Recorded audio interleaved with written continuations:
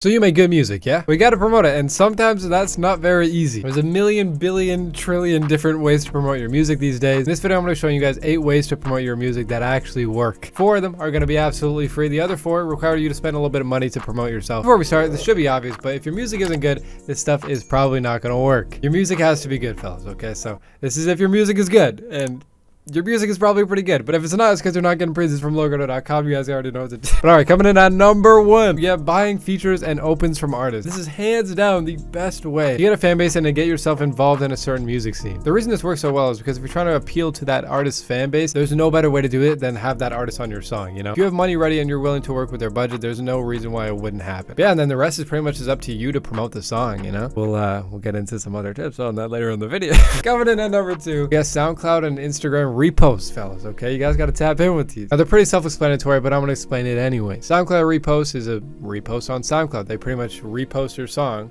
on their SoundCloud account. The reason why these work so well is because if somebody's on their channel, I guess their SoundCloud page, and they're just listening to their music, their whole discography and whatnot, if they keep going down, your song is going to be there because they reposted it and you're going to get a play. It's a pretty good way to get in somebody's playlist. Now, an Instagram repost is pretty self-explanatory as well. It's pretty much just a story promo, and honestly, with both of these things, as long as your music is good, you can't really go wrong, you know? Coming in at number 3, paying for promotion on promotion pages. You probably follow them already. It's a bunch of Instagram accounts like Cash Cow, Wave Guide, Off Record Sound, and the list goes on, man. Like, there's so many. I mentioned this in my last video where I gave tips and tricks on how to get in the underground, and the reason I'm mentioning it again is because it's just really good, dude. A lot of them are really budget friendly, and there's so many pages out there that you could really push your name out there if you save up like $1,000-$2,000 type of shit and spend it on a shit ton of promo pages and whatnot. You're gonna get in front of a lot of people's eyes. I myself have found a lot of artists through pages like that. No shame in finding somebody through a promo page at all. It's fucking cool. Who cares, right? But this one is super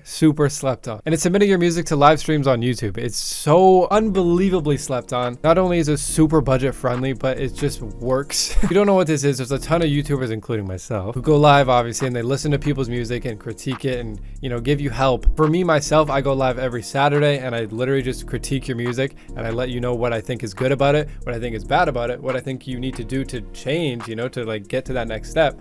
And then along with that, there's a whole chat with hundreds of people checking out your music, giving their input on it, and possibly even adding it to their playlist. Regardless, even if it's not just me, you know, there's a bunch of other streamers that I literally submit to personally just for fun. There's people like Cuff Boys, Pags, Brian Delmata. There's so many people out there. If you guys do want to pull up to my streams, once again, it's every Saturday. Put some hair on your chest, maybe even your nuts too. Who knows? Come on, get your music heard. Fellas, you can stop crying in the back. Oh my god. The motherfuckers who do not want to pay for promo, this is the section for you. The next 4 tips are going to be absolutely free. You don't need any budgets at all. Coming in at number 1, I don't really see too many people doing this, but whenever I do, it always seems to fucking take off. He's doing covers or remixes of popular underground songs. Now, the one thing I want to know with this is please add your own twist onto this. Don't just like completely copy the song. If you add your own twist onto it, not only is it going to make the artist who actually made the song probably fuck with it a little bit more, but it's going to give a reason for the original artist's audience to actually listen to you. If you just do the same song, it's not really, you know, I mean, they're just going to listen to the original. But the reason that this is so fucking cool, not only can you possibly get the recognition from the artist, but you can also get the recognition from their fan base, which is like a double whammy. I've seen a few people do this, and some of them have actually blown up more than the original song, which is pretty cool. Next up, this is a pretty given step, okay?